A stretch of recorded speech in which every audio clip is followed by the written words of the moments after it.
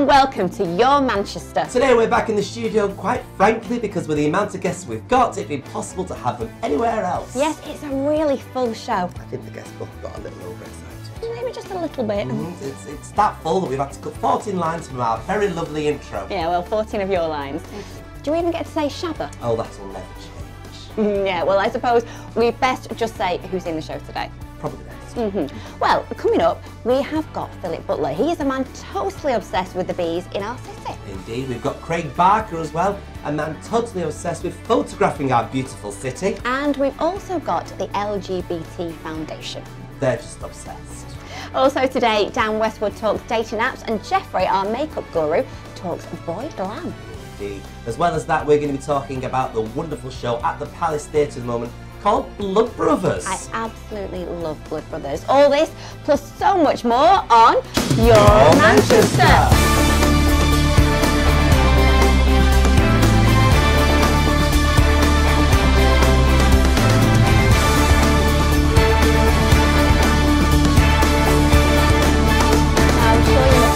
Our fantastic artwork up all around the studio. Well, over on the wall where we normally do sport, there's been 3 dynamic pictures of Manchester. I blinking love this. The first thing you have to remember is that these are photographs, skillfully bringing energy to a simple photograph. Yes, and Craig Barker is from Withington. He began his career working with black and white photographs. And when the modern era of digital arrived, he didn't let the opportunity of creating something special pass him by. Yes, quite simply, his fine art has gone from strength to strength. So please welcome Craig Barker. Thank you. And that must have been weird, just saying that right in front of you. Just give you your life. It's like this is your life, isn't it? I don't know what to say. Right. Well, thank you very much for your gorgeous artwork. These have been up now for a few weeks and they still never get tiring because there's something new that you can find in each one, really. Yeah. Go on. Where do you start though with it? Because obviously, you know, it's a picture simply, but you're picking out some of these amazing highlights, aren't you? Yeah. What I try to do is just I want people to keep looking at the pictures really. So they're almost like little movies in themselves, and that's exactly what I want to try and capture. So, like with the St. Peter's Square image. It's probably about an hour of time, the whole thing. So I photographed for the scene. And so you're there for an hour? Yeah, about an hour. Just photographing the people then walking through the scene. And then afterwards just dropping them in. They were actually in place where they were. And also then, obviously a lot of them are long exposure and low light conditions, which I like to work in really. I mean, I've heard that you said about your pictures is you like to create some kind of drama and excitement with them, and you definitely capture that in these images. Yeah, just looking at the sky as well. Yeah. I mean, the skies are important as well because it's no use if it's just whited out. So it's a matter of really. I mean, many of the pictures are made up of maybe 10 or 20 actual images. And are they deliberately cloudy, or is that just because that's Manchester? Because that's the way it is. It is, isn't it? I was going to say, I bet you can't get many sunny pictures, really, can you? No. Well, you do. I mean, I do get a lot of people saying, "Well, can I get on a sunny day?" But this is what I like. So I kind of try to stay true to what I like, because if it thrills me as an image, then you know, I just like it to be a little drama in itself. So where did the idea come from then? What made you just go from taking your normal photograph to do something so highly dramatic? I've always been into the cinema, so with my images, I wanted them to be like a little movie, as I say. My startings were in Withington Scala, as it was at the time. You know, just go to all the movies, and then my first camera was it was actually a mate down the road who was wanting to swap something, so I swapped my dad's watch for this camera. So wow. Which I had for about an hour until my dad came back and said, "Where's my watch?" Did you have to swap it back? Yeah, I had to swap it back. But for an hour, I was looking through this lens. It was just like the Scala being at the cinema. You could see all. It was like framed, everything framed, you know. Oh, fantastic! So after that, I just got so into photography. Wow. And you've got, like, obviously we're focusing on some buildings in Manchester. Is there a particular one where you go, I loved shooting that one and I would keep going back to that building in Manchester? I think it's the refuge building, really, which obviously changed hands. I did a commission for the principal, and this was one of the images I did for them, where they wanted a series of images, but looking, because they liked my style, it was quite gritty, it was quite Manchester. So we did a series of images for them, and that was one of them. But sadly, now that it's supposedly the principal are changing over now, apparently. I think it's rumoured, so that sign might change again. And it's a shame, I think it should go back to a red sign. I do. The old palace sign. Yeah, the old palace sign, and the refuge before that, which was a red neon sign. Yeah. Oh, fantastic. You'll just have to go back and shoot it again, won't you? Yeah. Absolutely, it's no problem. I suppose you're never going to get short of getting new buildings with them. I know. Well, I'm also working for Rennica, who are building the 2 buildings at the top of the at the moment. I'm doing a commission for them at the moment, where I'm photographing all their builds, but they want them in context of all the old Manchester buildings. So every 2 weeks, a month, I'm just photographing their builds. Wow! But it's giving me access to their buildings as well, so I'm quite high up, and you get some great views. You get to have a good nosy around and everything. So if you look at my website, you'll see some great views over Manchester. We will. We'll put the link on for that. Well, I'm going to ask him something quite random, because I'm just seeing these pictures, and if he goes on holiday, does he like taking photographs? Is he any good at taking photographs? Yeah, you don't spend an hour taking the same photograph when you're on holiday, do you? I don't take the camera with me. You don't? No. So it is an actual holiday for you? And there's never any pictures of my kids either, so... So all I do is this. I don't take any other pictures. Well, they're absolutely fantastic, and thank you so much for letting us show these off to everybody, because they're just wonderful. Absolutely stunning. Thank you. Really wonderful. Thank you very much, Mr. Craig Barker. Thank you very much. Thank you.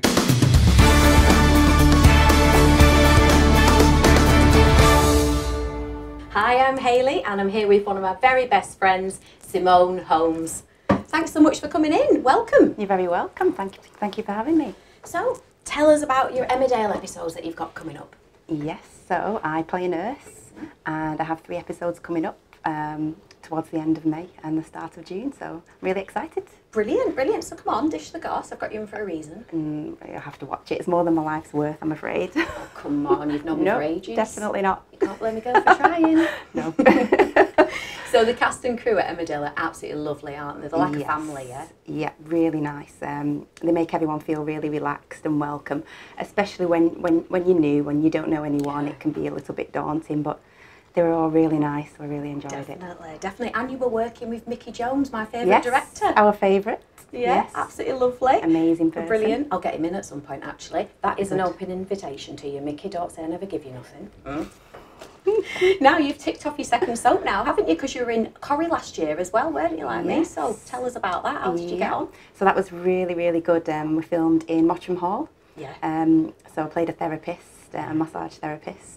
And again, the cast and the crew were really nice to work with, so I had a great time. They're brilliant, aren't they? They're absolutely amazing. Tell us about the play that you did recently, because I couldn't get there because it was really bad snow, wasn't it? Yes, it was. So the play was called Bad Blood Blues, and it was basically about the AIDS trials in Africa. So I played a researcher, and it was a two-hander, and it was a love story as well, with not really a great ending. But we had great audiences and standing ovations, so it was great. I'm not surprised you got a standing ovation. You're absolutely a brilliant actor. Thank you. And you're multi-skilled as well, because you teach Zumba, don't you? I do. So in between acting jobs, I'm a Zumba teacher. Yeah. So tell everybody how they can get hold of you and find out about your classes. Sure. So if you go on zumba.com and you live in the North Manchester area, you just type in your postcode, then my profile comes up and my information about my classes as well. Fantastic, fantastic, brilliant. So give us the dates for your episodes then. Sure. So the 29th of May, the 30th of May and the 4th of June.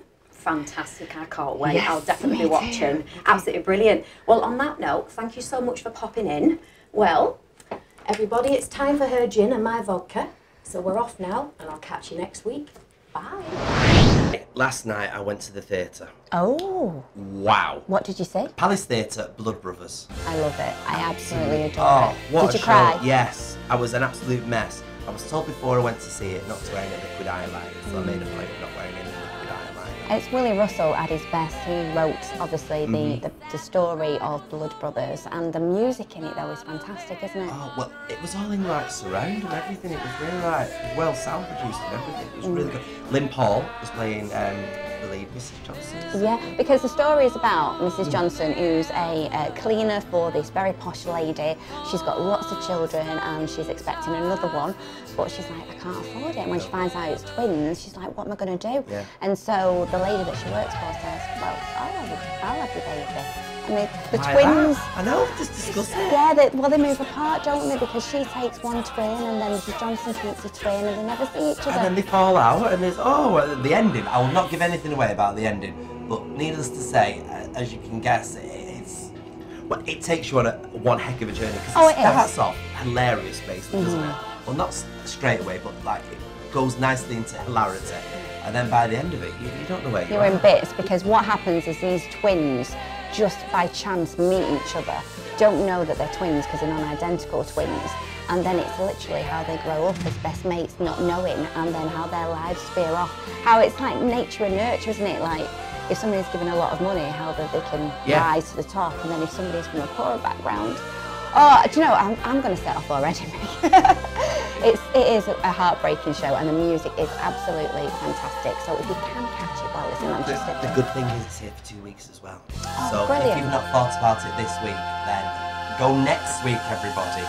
Go next week. Absolutely. It did play in the West End for years and years at the Phoenix Theatre, so it's great now that, you know, these productions are touring. They're popping up at places like Manchester, which is a wonderful place now for theatre, and yeah, it's great. It is, and tell me it's not true. It's just got to be the best number. Now, just don't give it all away. In the world, right at the end. Anyway, I'm saying nothing now. We're going to be going over to look at Jeffrey's latest feature for us, and that's it's all about boy glam. Oh, I like a bit of that. And welcome back to your weekly makeup fix. Today I'm going to be doing my boy glam routine. So we're going to start off with our brows. I like to start off with my brows first just because it's easier, and then you can see the shape a lot easier as well, and then you work onto the base. So today we're going to start off with our NYX Cosmetics Brow Gel in Espresso. I'm just going to pop it a little bit on the back of my hand, and then with a thin angle brush I'm going to coat both sides, as you can see, and then I'm going to go in with my brows. I like to feather my brows in just because then it looks a little bit more natural than have a strong bold brow. So I will start from the inside of my brow and little strokes. And a good way to map out your brows is to take your brush, and that's the inside is the beginning of your brow. Then you angle it out from your nostril, and that's your arch, and it should end just on the outside of your eye. I'm going to move on to my base now, and I'm going to use the NYX Cosmetics Total Control Foundation. With this you can use as little or as much as you want. It's a buildable foundation. So we're going to go in. And because I'm going to go glam, I'm going to go a little more full coverage. So I'm just going to go in.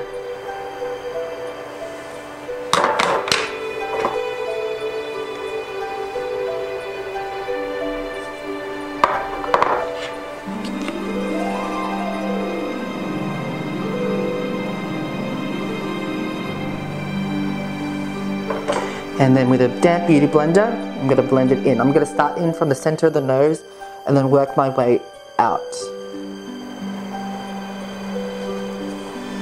Now, I'm going in with a concealer, so I'm going to go in with my Maybelline Eye Eraser. And I'm just going to pop these on the high points of my face. So I'm going to go in underneath. Also, this is a shade lighter than I normally would wear, so I'm just going to go in quite light-handed with this. So under your eyes, bridge of the nose, forehead, upper lip, and chin. And then again, go in with your beauty blender, buff it out. Now, to set that, I'm going to use the NYX Cosmetics HD Finishing Powder. I'm just going to go in and I'm just going to run that there just to set that. Now to contour, we're just going to bring back a little bit of colour to the face as well. So again, another NYX Cosmetics product. It's their Highlight and Contour Pro Palette.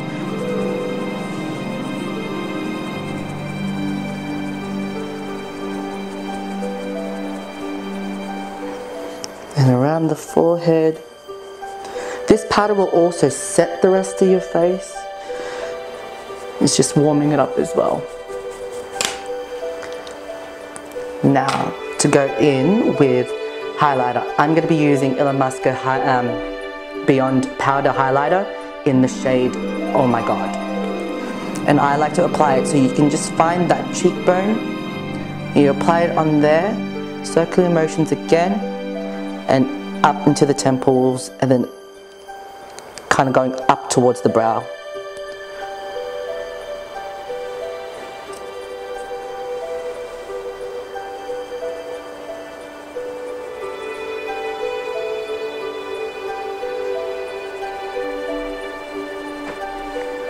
And then I like to take this on the tip of the nose, down the nose, and above the lip. And there you go, and that's my boy glam routine.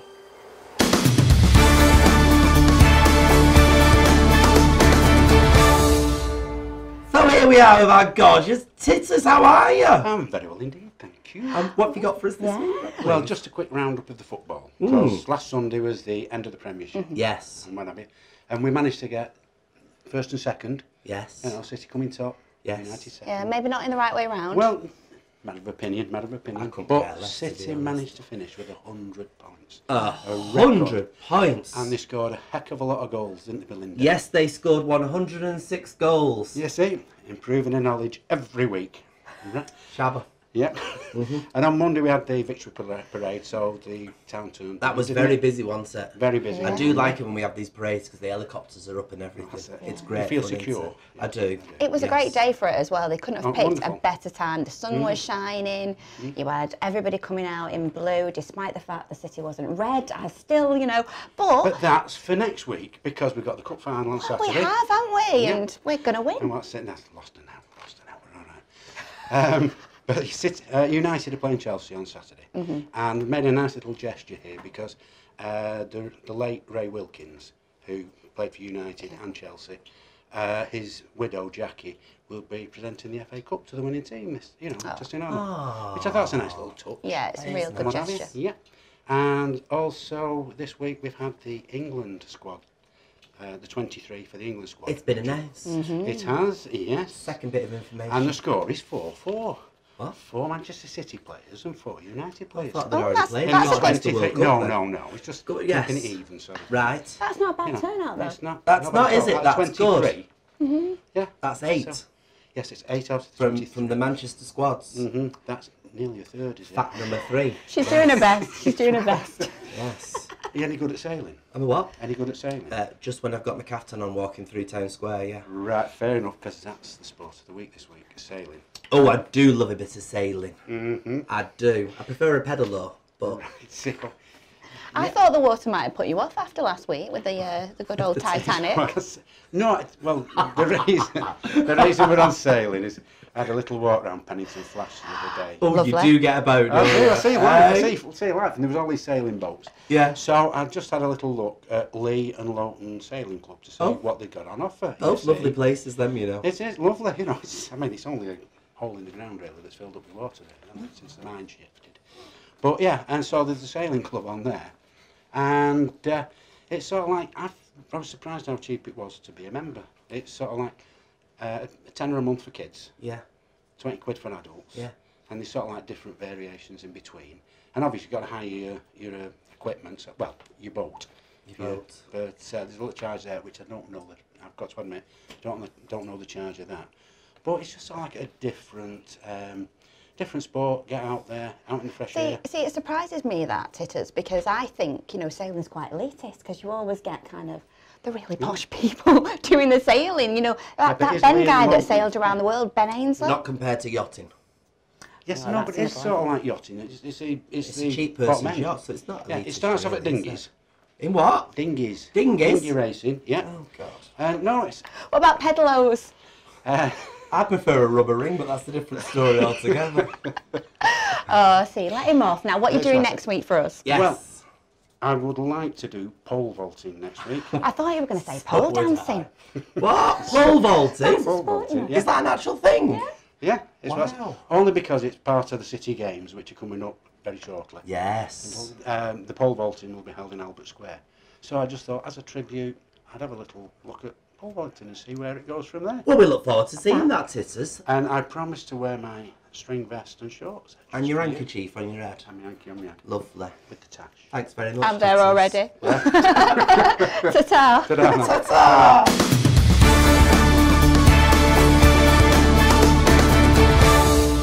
I am buzzing about our next guest. I know. We're about to meet a man with a book out all about bees, and not the real bees, but the bees in Manchester. I'm sure if you're anything like me, you pop around town, but you just don't realise how many bees there are out there. One person does. Let's meet Mr. Philip Butler. Hello. How are you? Good, thank you. This fascinates me. It really does. Because you do walk past and you see all these bees, and You just don't see them, you've do you? put them all together in a book. Yes. How long did it take to write this book? Just over 6 months I spent. Wow. And where do you start? Actually, it was a piece of street art that I spotted by Kubek, and he was the one who did the 22 bees sponsored by the Manchester Evening News. And that was the first piece that I spotted. Bearing in mind, the week before that, we'd moved to Manchester. And I was thinking, what's with all these bees? They're on lampposts, they're on bins and bollards. So friends explained what was sort of about. What are they about? It's a symbol of it's a worker bee. Everybody says keeps thinking about bumblebees and this and the other, but Yeah. Manchester bee is a worker bee, Right. and it's just a symbol of the Mancunians and the hard working during the Industrial Revolution, the cotton mills. It goes back that far. Absolutely, yeah. So when do you think then we had the first bee put in Manchester then? Any idea? Well, there's certainly was part of the Manchester coat of arms. I think in 1842 is when As far back as that? yeah, there was like 7 bees on a globe. Wow. Wow. This search has actually took you everywhere, Philip. So you've been a man about town. You've actually been into kind of like the town hall and seen all the regalia, and that includes bees, doesn't it? Absolutely. I was fortunate enough to get an interview with the Lord Mayor because I'd seen on the internet that there was various things in his parlour that featured the bees. And it turns out it's actually his robe has got gold bees embroidered around the lapel. Wow. And more important is the sceptre, the ceremonial sceptre, which rarely comes out, is just covered in bees. Bees. It's phenomenal. And also, we've got Christian. He's got Yes. his piece in the Lord Up Mayor's in the Parlour. Lord Mayor's chambers. Yes, I saw that last year when I was there.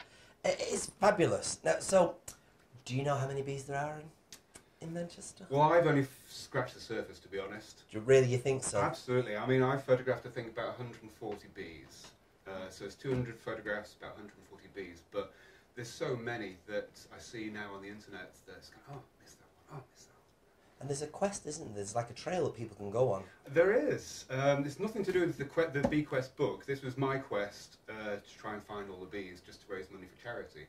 So that's the other thing. All the money from the sale of the book Yes. is going to be going to the Manchester Memorial Fund.